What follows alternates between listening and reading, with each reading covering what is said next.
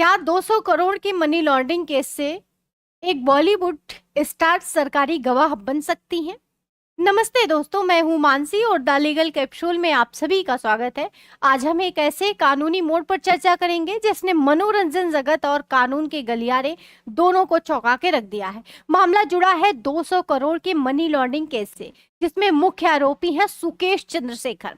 इस पूरे मामले में एक बड़ा नाम सामने आया है, जैकलीन फर्नांडिस का। हाल ही में खबर आई है कि उन्होंने इस केस में सरकारी गवाह बनने की इच्छा जताते हुए आवेदन दिया है। अब सवाल उठता है कि क्या कोई आरोपी सरकारी गवाह बन सकता है? अगर हाँ, तो इसमें इसका कानून पर इसका क्या असर होगा?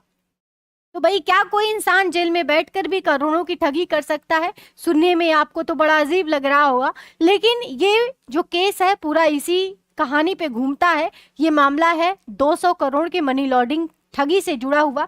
इसमें केंद्र में जो व्यक्ति है वो है सुकेश चंद्रशेखर, जिसे एक बड़े ठग के रूप में जाना जाता है। इनके ऊपर आरोप है कि ये जेल में रहते हुए अपने नेटवर्क और दिमाग का इस्तेमाल करके लोगों को धोखा देते थे और साथ ही साथ फर्जी पहचान का सहारा भी लिया।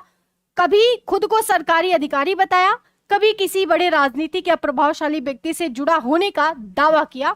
जब सामने वाला व्यक्ति उसके झांसे में आ जाता तो वो मदद के नाम पर या फिर किसी काम को करवाने के बहाने उससे पैसा ऐंठ लेता था।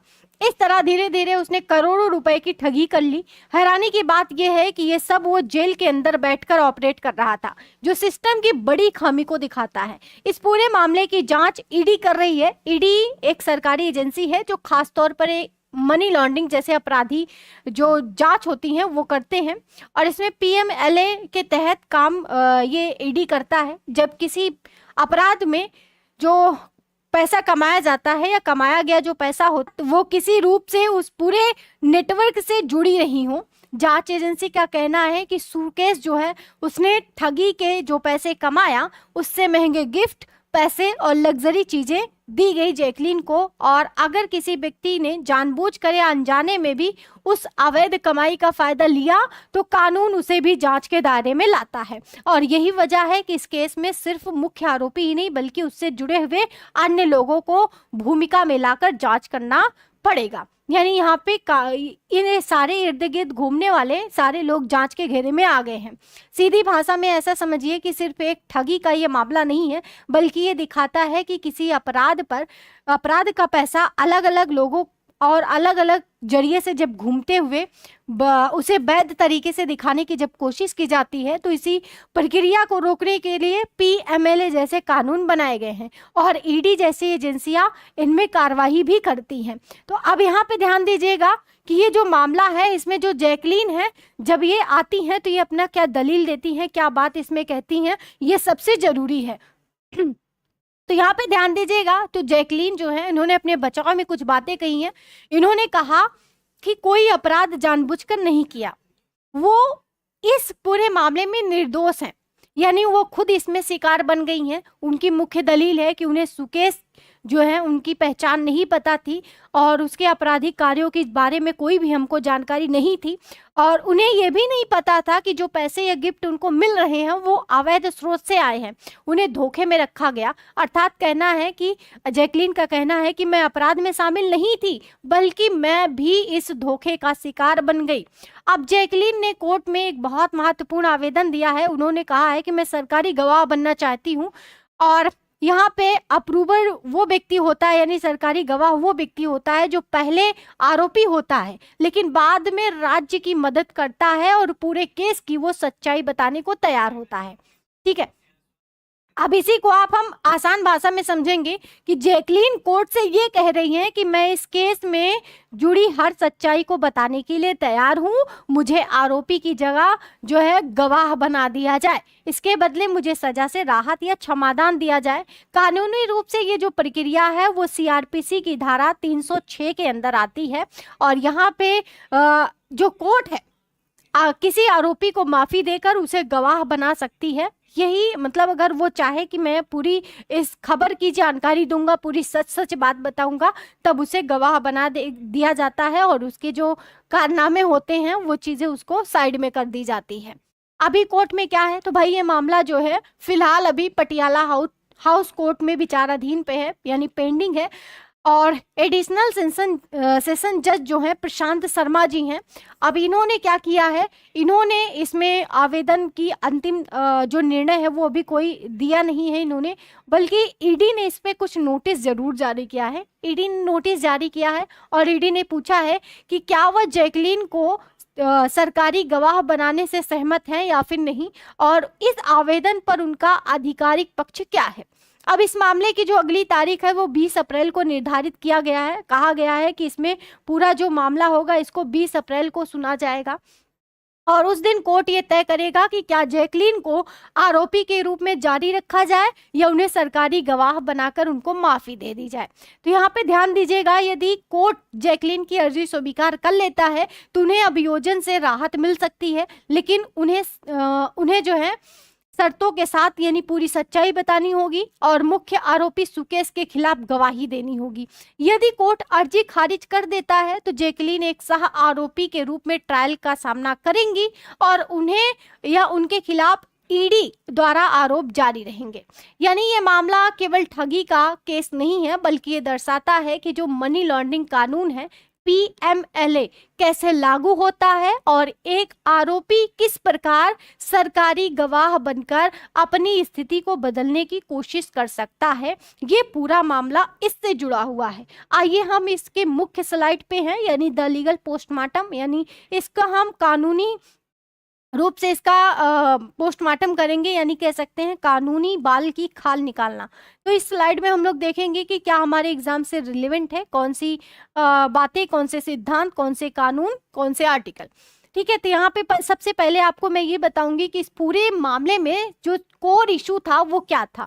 तो कोर इशू है इस मामले में केंद्रीय जो प्रश्न रखा गया है कि क्या एक सह अपराधी, यानी जो अपराधी है उसके साथ अपराध करने वाला जो व्यक्ति है जिसे सह अपराधी बनाया गया है उसको सरकारी गवाह बनाकर मुख्य आरोपी के विरुद्ध प्रभावी साक्ष्य प्राप्त किया जा सकता है। जैकलीन फर्नांडिस की स्थिति दो संभावनाओं के बीच में है। एक और जांच एजेंसियां हैं यानी ईडी उन्हें सह आरोपी मानती है, दूसरी तरफ वो जैकलीन स्वयं को निर्दोष पीड़ित बताकर सरकारी गवाह बनने की मांग कर रही हैं। इस प्रकार यहाँ पे मूल प्रश्न जो खड़ा होता है वो ये है कि क्या उनकी गवाही विश्वसनीय और निर्णायक होगी, क्या उस गवाही के आधार पर मुख्य आरोपी को दोष सिद्ध किया जा सकता है। अब यहाँ पे लागू होती है धारा 306 का CRPC और धारा 348 BNSS। ये ध्यान दीजिएगा, ये आपकी पुरानी धारा है, ये आपकी नई धारा है।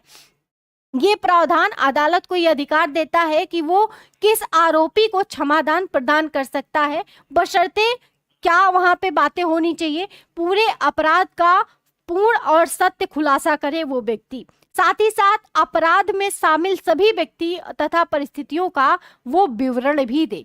और इस धारा का उद्देश्य यही है कि जटिल अपराधों में अंदरूनी जानकारी प्राप्त करना ताकि मुख्य आरोपी के विरुद्ध ठोस साक्ष्य को तैयार किया जा सके।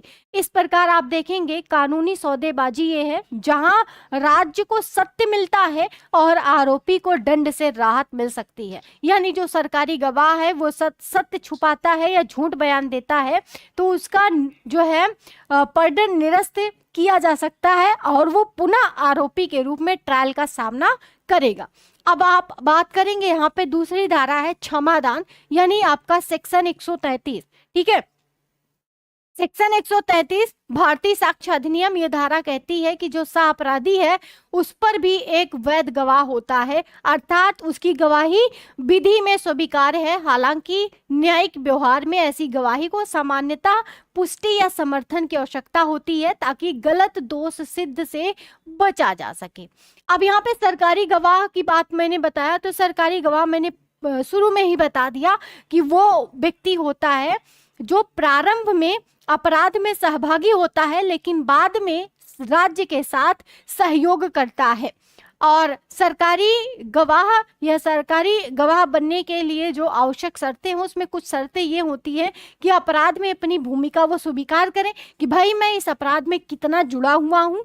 दूसरी बात ये कि पूरा खुलासा करें और सत्य बताए सब कुछ। और इस प्रणाली का यही उद्देश्य है कि अपराध की जटिल श्रृंखला को उजागर करना और मुख्य आरोपियों तक पहुंच बनाना। ये जो सरकारी गवाह होते हैं, यहाँ पे ध्यान दीजिएगा कि ये लोग जो है पूरी तरह से पूरे मामले को अच्छे से बताते हैं, सारी चीज़ें यहाँ पे कि भाई क्या हुआ। इनको ये सारी शर्तें पालन भी करना होता है और उन्हें पुनः अभियोजन का सामना करना पड़ सकता है।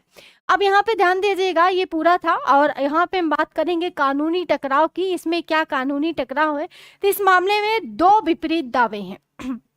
एक है अभियोजन पक्ष यानी ईडी, जैकलीन को अपराध से लाभ मिला वो कहता है, और साथ ही साथ ये क्या है, ये यहाँ पे सापराधी हैं। कौन कहता है, ईडी कहता है। अब बचाव पक्ष कहता है कि वो स्वयं को पीड़ित बताती हैं और दावा करती हैं कि उन्हें वास्तविकता की जानकारी ही नहीं थी, कि उनके पास जो भी है वो सब फर्जी आया हुआ है, किसी अवैध कमाई का गिफ्ट उनके पास रखा गया है। इससे एक प्रमुख दुविधा उत्पन्न होता है कि क्या उन्हें आरोपी के रूप में दंडित किया जाए या फिर उन्हें सरकारी गवाह बनाकर मुख्य आरोपी के विरुद्ध उपयोग किया जाए। अदालत इसमें क्या कहता है, तो अदालत कुछ बातों पर विचार करता है। वो कहता है कि पहली बात, साक्ष्य की यहाँ पे हमको होती है आवश्यकता। ठीक है, साक्ष्य, क्या जैकलीन जो है गवाही के बिना किसी के ऊपर केस किया जा सकता है, क्या उनकी गवाही केस की कड़ी जोड़ने में अनिवार्य है।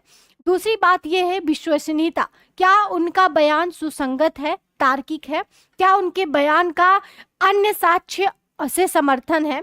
तीसरा, न्याय के हित, क्या एक सह अपराधी को क्षमादान देकर मुख्य आरोपी को दंडित करना न्याय संगत है या फिर नहीं है। चौथा है दुरुपयोग की संभावना, क्या जो सरकारी गवाह है बनने की प्रक्रिया का उपयोग केवल दंड से बचने के लिए कर रहा है, कि भाई हमको दंड ना मिले और हम सरकारी गवाह बन जाए। तो इस प्रकार से ये मामला देखिएगा, ये सिद्ध करता है, इन सिद्धांतों को स्पष्ट करता है कि कानून में सत्य की खोज सर्वोपरि होती है। कुछ परिस्थितियां ऐसी होती हैं जैसे जो सह अपराधी है वो क्षमादान देकर बड़े अपराधियों की सजा दिलाना अधिक प्रभावी माना जाता है। अब जो सरकारी गवाह होते हैं इनमें कुछ व्यवस्थाएं भी होती हैं, एक व्यवहारिक और एक रणनीतिक उपकरण होता है जिसका उद्देश्य न्याय को सुनिश्चित करना होता है, क्योंकि इनसे हो सकता है कि और बेहतरीन जानकारी मिल सके और सत्य जानकारी मिल सके। तो इसमें ध्यान दीजिएगा कि जो कोर्ट है, क्या जैकलीन को गवाह बनाना केस को सुलझाने के लिए अनिवार्य है। सबसे बड़ा यहाँ पे प्रश्न ये खड़ा होता है।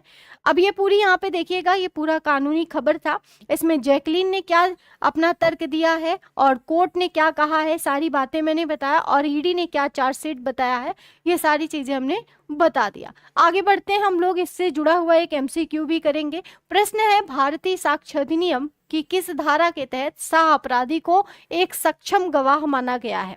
तो इसमें है आपकी धारा 133, इसे आप नोट जरूर करिएगा। अगला ये इसी खबर से जुड़ा हम लोग एक एमसीक्यू के साथ ही साथ एक मेंस लेवल का प्रश्न करते हैं। प्रश्न है आपका, एक अपराधी को सरकारी गवाह बनाने की कानूनी प्रक्रिया क्या होती है, क्या केवल सरकारी गवाह के बयान के आधार पर किसी अन्य आरोपी को सजा दी जा सकती है। न्यायिक दृष्टांतों के साथ आपको इस पर चर्चा करनी है। ये आपका पूरा प्रश्न है जिसे आपको लिखना है 250 वर्ड में, और आप इसे लिखकर हमें टेलीग्राम पे भेज सकते हैं। टेलीग्राम का लिंक आपके डिस्क्रिप्शन बॉक्स में मिल जाएगा। अगर वहाँ पे नहीं मिलता है तो आप जेसीआई आंसर राइटिंग के नाम से सर्च करेंगे तो आपको मिलेगा और उस पर आप अपनी आंसर राइटिंग को भेज सकते हैं। तो ये रही पूरा का पूरा कानूनी विश्लेषण। जाते जाते हम आपको एक खबर भी देते जाते हैं कि अगर आप नए बच्चे हैं, इस वीडियो को देख रहे हैं, तो आप जायसवाल करियर इंस्टीट्यूट से जुड़ सकते हैं। अगर आप एलएलबी, बीएलएलबी या फिर लॉ से रिलेटेड कोई भी एग्जाम कंपटीशन की तैयारी करते हैं, एपीओ, पीसीएस, एआईबी जैसे एग्जाम, तो आप हमारे जायसवाल करियर इंस्टीट्यूट से जुड़ सकते हैं। इसके लिए आपको ऐप को डाउनलोड करना है लॉगिन करके, और अपने कोर्स को परचेज कर लीजिएगा। और इस संबंध में कोई समस्या आ रही है तो ये आपको कॉन्टेक्ट नंबर दिया गया है, व्हाट्सएप नंबर भी है, आप एनी टाइम इस पर कॉल कर सकते हैं। चलिए मिलते हैं हम आपसे कल एक नए लीगल इशू के साथ, कल एक नए खबर के साथ। उम्मीद है कि आपको ये चीज़ें समझ में आई होंगी, सरकारी गवाह क्या है और कैसे सरकारी गवाह बनने के बाद खुद को आरोप से बचाना एक ऑप्शन हो सकता है। इन सारी बातों पे हमने चर्चा किया। बाकी मिलेंगे हम लोग कल एक नए खबर के साथ, और इस पे जो भी अपडेट आएगी हम आगे बताते रहेंगे। थैंक यू सो मच आप सभी।